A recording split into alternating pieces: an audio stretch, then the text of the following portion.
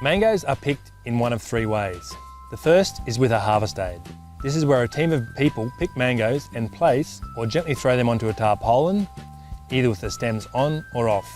There are different types of these machines, and you may either pick from the ground or from a platform. Fruit are either snap-picked or picked with secateurs or picking sticks. When snap-picking, the fruit is grasped at the bottom and then the bottom of the fruit is lifted up, snapping the stem of the fruit before it is put onto the harvest aid. Sap may spurt from the mango when it is picked this way, and it is important that the sap doesn't contact the mango skin, your skin, or the skin of other pickers. To neutralise the sap, a chemical commonly called mango wash is sprayed onto the tarpaulin and over the conveyor that collects the fruit. If the stems are removed, it is important that the fruit is placed onto the tarpaulin within 5 seconds, otherwise the sap will burn the skin. If the stem is still on the fruit must be destemmed either under a spray or in a bath of mango wash. The fruit must be left under the spray or in the bath for 1 minute to protect the fruit from sapburn. If you get sap on your hands, it is important that you wash this sap from your hands before you touch any other mango fruit, as even a small amount of sap can damage the fruit. A picking stick is used to pick mangoes you can't reach from the ground. It has a set of cutting blades to cut the stem and a set of jaws to hold the stem when it is cut. The jaws of the picking stick must be facing down so the fruit isn't dropped after it is picked. Once on the harvest aid, the fruit flows from the spray or bath along a conveyor and drops into a bulk bin for transport to the packing shed. It is good practice for the fruit to fall onto a foam pad when it falls into the bulk bin, and this pad must be repositioned as the fruit fills the bin. The second way mangoes are picked is with a hydraulic ladder called a cherry picker. A cherry picker is operated by a single person and moves up and down and inside and around the tree. The fruit is snapped from the tree and placed into a picking bag. Mango wash is sprayed over the fruit to neutralise the sap. When the picking bag is full, it is lowered to the ground and emptied gently into a bulk bin for transport to the packing shed. It is important that all fruit in the bag is covered by mango wash, so do not overfill the bag before emptying. The third way to pick mangoes is to pick with the stems intact and the fruit is desapped in the packing shed. Using secateurs or picking sticks, fruit is picked with a 10 to 20 centimetre stem attached and placed into crates and transported to the packing shed.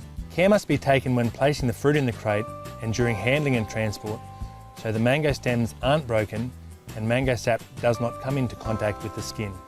These crates are stacked for transport or short-term storage in the packing shed, so it is important that they are not overfilled and fruit damaged or stems broken when they are stacked.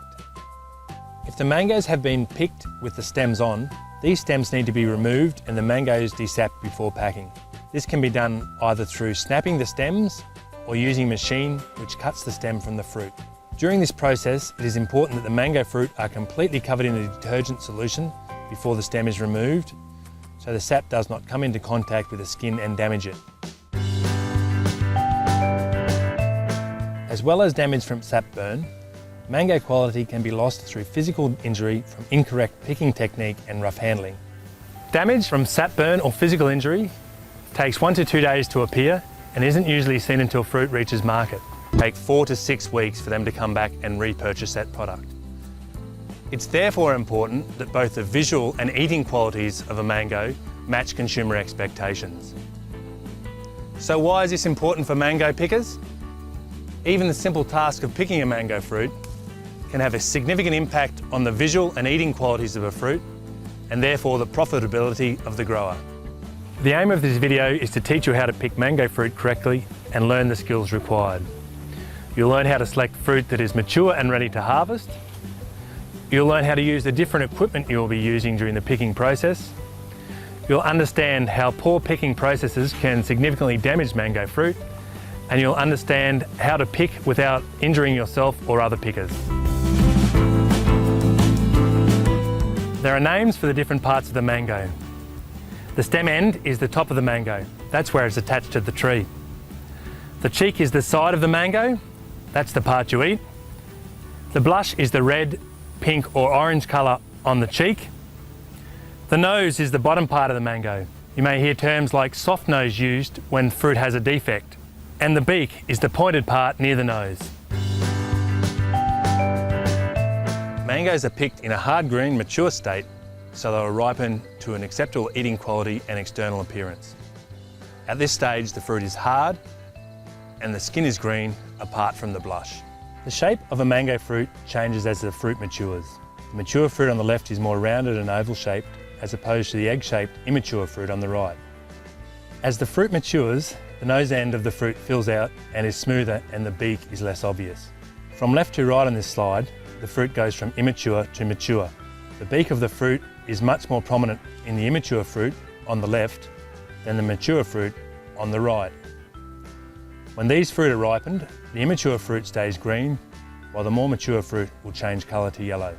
The shoulder of the fruit also fills out around the stem, and the stem sits in a small depression when the fruit matures. It is important to only pick mature fruit, as fruit maturity can have a significant impact on eating quality of mangoes. You need to be particularly careful with the first sap that comes from the mangoes when you pick it. This is called spurt sap. If spurt sap comes in contact with the skin of the mango, it can damage the skin. This is called sapburn. This sap can also burn your skin or skin of other pickers. Sap can continue to ooze from the fruit for several hours, and although this sap isn't as damaging as spurt sap, it can still cause skin browning and reduce the sale price of mangoes.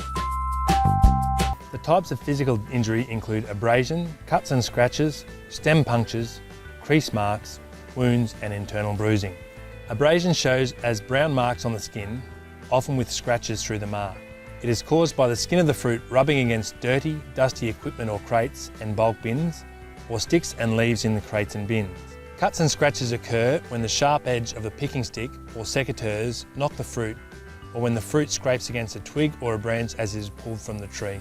Stem punctures occur when the stem is not completely removed and the short stem punctures another fruit as it is placed onto the harvest aid, as it rolls into the bulk bin, or through pressure from other fruit in the bulk bin.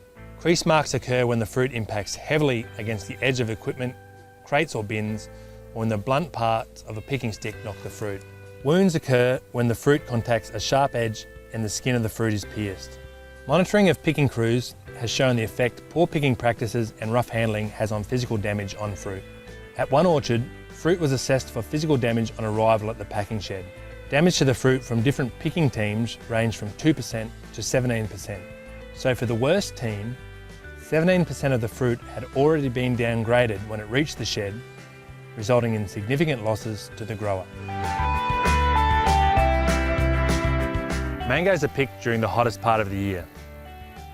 The work is hard and constant, and temperatures in the orchard often reach above 35 degrees Celsius.